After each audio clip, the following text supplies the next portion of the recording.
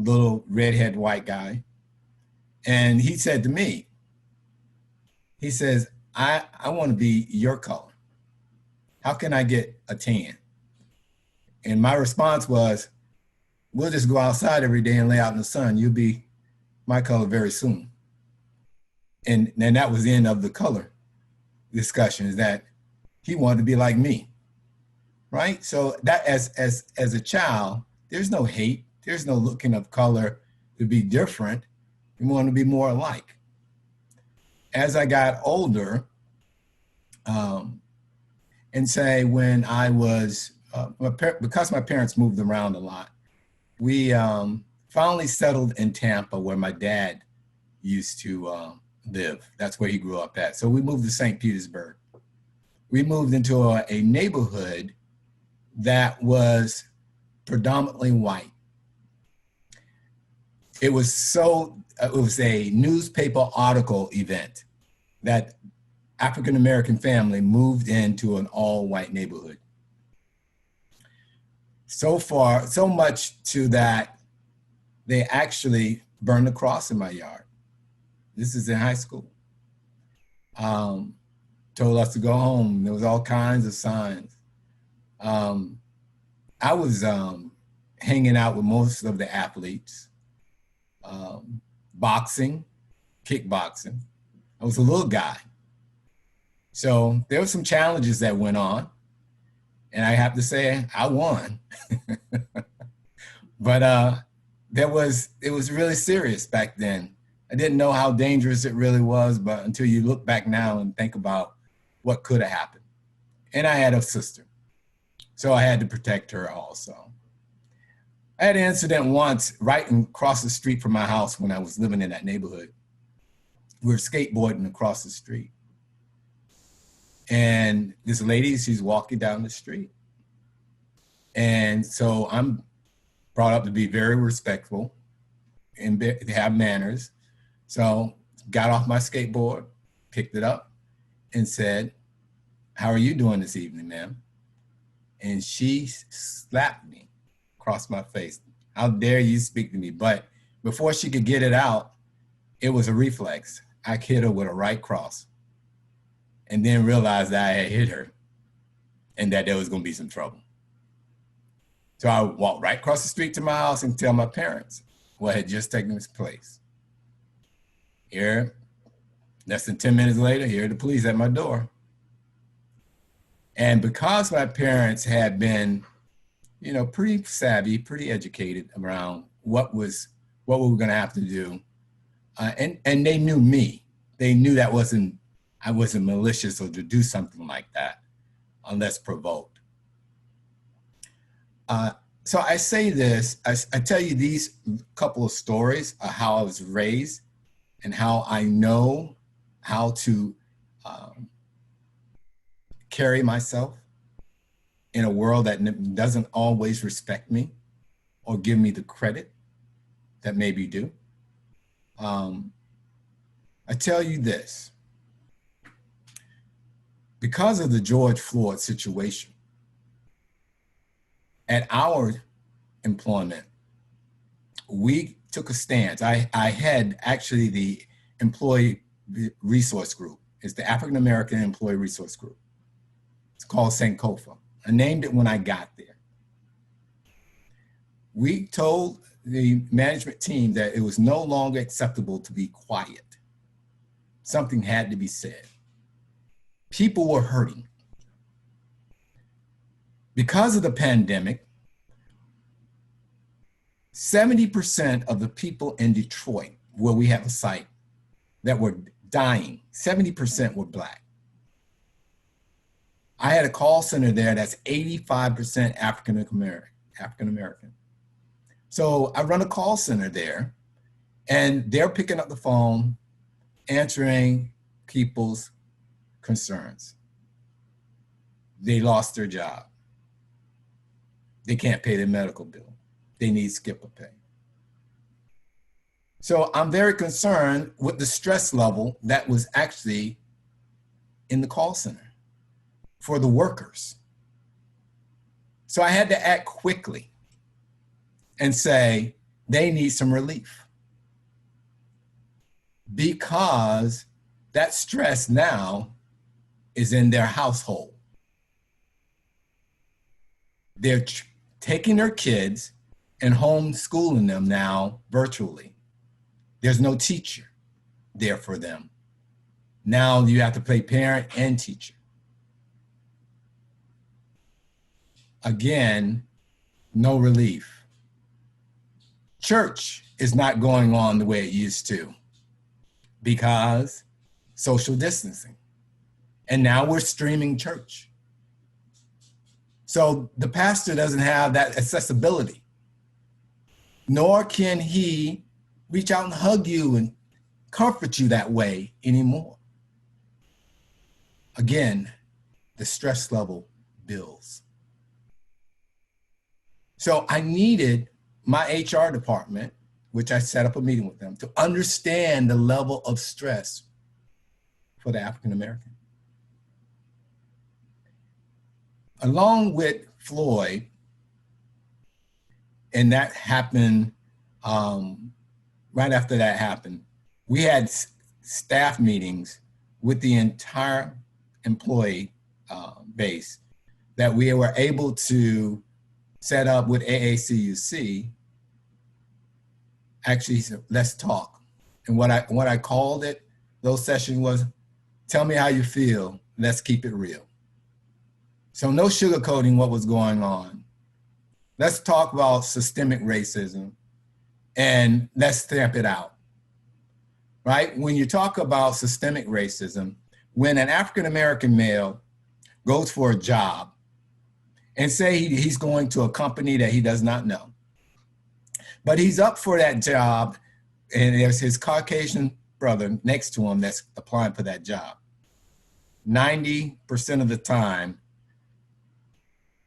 the white man is going to be making more money than African American. So if you ask, what was your current salary? They're not paying you what the job is worth. They're only going to pay you what they have to pay you. So then that means that you take on systemic racism because you're never going to catch up. So the same thing happens is when you work internally and you come internally to get an opportunity and you get an entry-level salary. So now you can only get a promotion to reach a certain level. It may be 3%, but why should it be 3% if the job level requires you to be at this? So we took that all back to HR, and HR started making changes. And they instantly changed, not asking for the salary. Pay what it is worth so we can make sure that that is not an obstacle there. I want to tell you this, that you guys are empowered to make change. When a photographer enters an all-white room, and then he, the professional, brings in people of color, he has to adjust the lighting and the focus so he can see the characteristics of the people in the room. So now I tell you, you're the professional. When you enter in those engagements, you got to change the lighting and the focus so they can see you. That engagement you own. And you say, how do I do that? Engage. Just our engagements along at PSCU has enlightened us on how better relationships within a department. One lady told me, she says, I was afraid to talk about the George Floyd incidents with my employees because I didn't want to say the wrong thing. She says, after I talked to you, I knew I could no longer be silent. She says, because my daughter came to me and asked me about what was going on TV. And and she said, I saw them kill that man. Now this is a blonde, blue-eyed little girl. She says, I could not be silent any longer. She said, you gave me the strength to go talk to him. She says, and guess what? She says, my team respected me for that giving them that time to ask those questions. And she says, I feared it, but I don't know why I feared it so after having that conversation.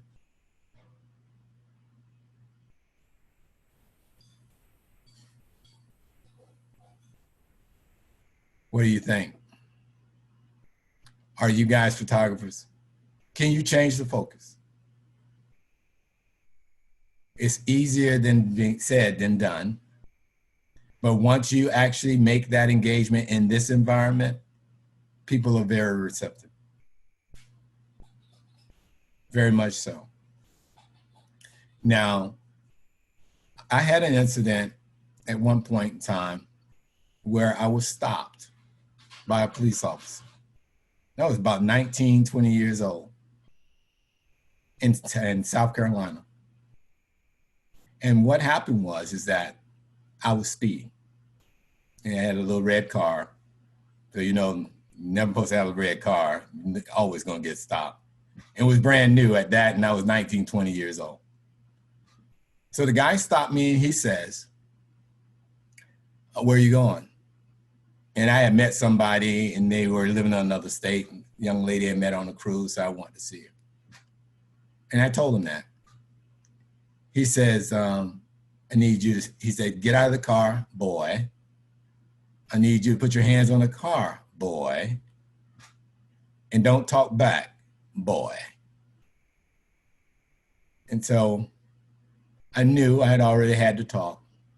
It was the middle of the night on a dirt road that I pulled across. And the officer said, I asked him a couple of questions. He says, if you keep talking, the price goes up on the ticket. He says, and I can raise the ticket until you have no more money in your pocket. And we're in a state you got to pay on the spot or go to jail. So what did I do? I was very quiet for the rest of that time. I got my ticket and got out of there because I didn't know where that jail was going to be. And I was not about to encounter that. That's why when people ask me, why do you have the talk with your kids, your nephews, other people's children, I treat them as they're my own, even if they're not, because that's a senseless death for a kid to act up or do something, make a motion where a police officer would have to pull his gun. And we know that happens all the time. We know that happens for the African-American race. We're not supposed to be able to afford certain things, and we couldn't have worked hard to get it. So we are always scrutinized by that. So when we see it, and I talk to my white counterparts about that kind of stuff. So when we see it, we need to call it out if we see that kind of behavior.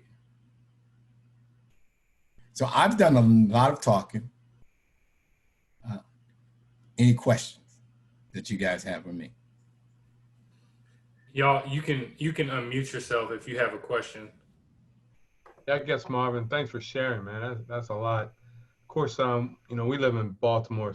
I don't live in Baltimore City now, but I was raised in Baltimore City all of my life, practically. And so we're the southernmost we're the northernmost southern state. And so a lot of stuff that you deal with, we didn't have to deal with in Baltimore City.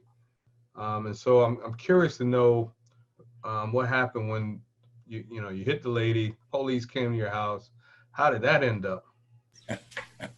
Well, my dad was a medic in the military. So he kind of had some clout with that. Plus, I didn't tell you, is that he had 5 other brothers that were in the military.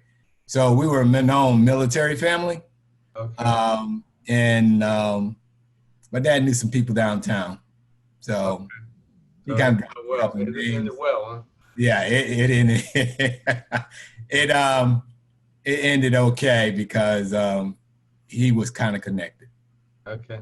I'm happy. And I won't get that close to you, man. I know you have that kung fu in you. Thanks for sharing, man. You're welcome. We'll take one more question. Anyone else have a question for Mr. York? I don't have a question, I guess. It's more so a comment. I'm originally from the DC area. So a lot of times when I hear people speak of certain things, I can't relate because I've not been impacted by it. I've never been called boy. I've never felt that I was pulled over unjustified because most of the time I was speeding. So, it's valid. So sometimes I feel a disconnect because I cannot relate. And I'm just trying to see how many people here, I know Adrian sort of just said he's from Baltimore City, where the population is, I'm used to seeing my color. I work in Baltimore with Adrian at MECU. So the majority of our staff is 79, 80% African-American. So for me, it's just something I've not experienced, and it's difficult sometimes trying to tie in and understand like the challenges you speak of.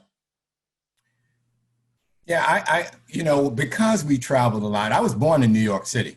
I was born in Manhattan. I lived in the Bronx. PS2 is the first school I actually went to. So, I've seen the differences. In the South, it is totally different. Matter of fact, the police chief here told one of the pastors that he was afraid when he took off his uniform. So, in other words, blue erases black. As long as he had that uniform on, he was okay. But once he took it off, he was afraid if he got stopped by the police. It's that prominent in the South that's the way you're treated. It is different. So I say, does blue erase black or does black erase blue? Because there was a YouTube session where they showed this FBI agent was undercover. He was in plain clothes, and the way that they treated him until they pulled his ID out. Then it was all of a sudden, we're sorry, officer, and he just told him, he says, I'll see you, and you tomorrow, because I'm taking you up on charges. But it was only because he got let go because he was an FBI agent, and his rights were violated. Thank you for sharing. And Dwayne, that's a really good question. And, I'm sure we can unpack that a whole lot more. And hopefully over the course of this week, not only for you, Dwayne, but for all of us really, that something that's said will speak to us in a way where it can connect. And hopefully at some level, you will at least be able to sympathize and I know you will, because I know you personally, but just to be able to say like, wow, that's a real story that's happening to a real person, someone I know. And I think sometimes that's the way we can build those bridges, even if we haven't experienced it personally. So thank you for that. We've got a couple more minutes, and this is great, and I wish we could keep going, but I want to be respectful of everyone's time. So let's do this. I told you guys we want to engage you. So Marvin shared a great story reflecting back, all the way to his childhood and brought us all the way to now. Hopefully, as he was talking, you were reflecting yourself maybe these last few months, or maybe like Marvin, you went back and were thinking of things that happened in your childhood. What I want everyone to do is on the chat right now, if you'll jump in and answer this question. And I want you to be real, because if you're like me, if you're not in tune with your emotions, I know we guys don't always like to talk about it, but this is a safe space, and I want you guys to get real, okay? The question is, how are you truly feeling? What is your emotional state currently? And if you need to go back a couple of months, we want to know, throw it in the chat, how have you been feeling over the last 3, 4, 5 months? Or you can tell us, what has your emotional state been? And if you need a couple minutes to think about it, that's fine. But Adrian said exhausted, drained. Definitely can relate to that. We got about 20 guys on the call. So scared, hopeful, overwhelmed, scared and unsure,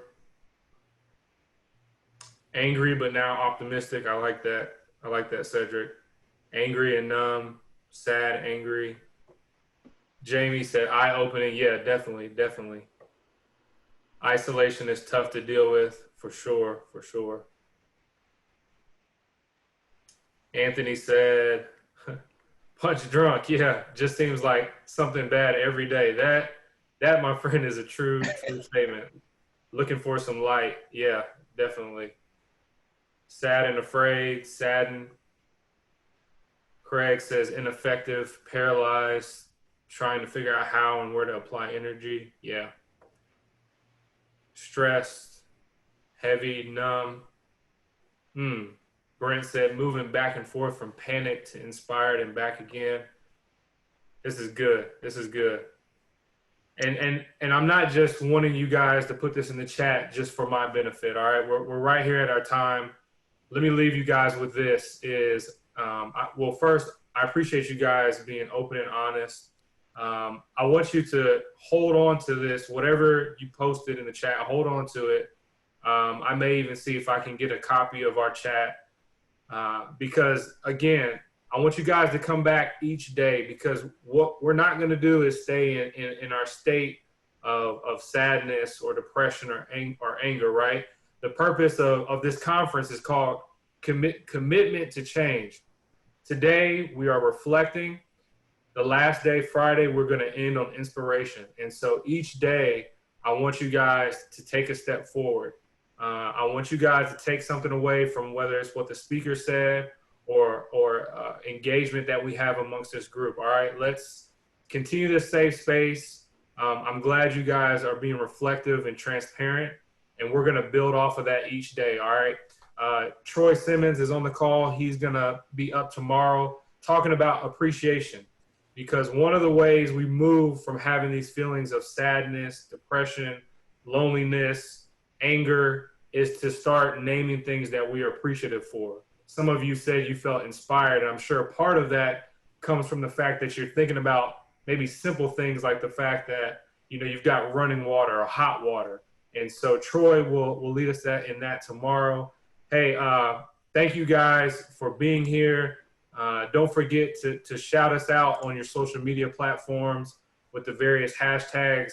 If you know other men in your institutions or in your circles, please invite them because we think that this is, well, we don't think, we know that this is going to be very impactful by the time we finish the week out. All right. Appreciate you guys. And if you do have questions or comments that you couldn't ask during this time, my contact info, Marvin's contact info, Adrian, it's all on the website. So when you log in, you can find our profiles. We have our email addresses listed there. Please reach out to us. We want to connect with you guys. All right. Y'all have a great night, and we'll see you tomorrow. All right. Take Definitely. care. Thank you, guys. Thanks, guys.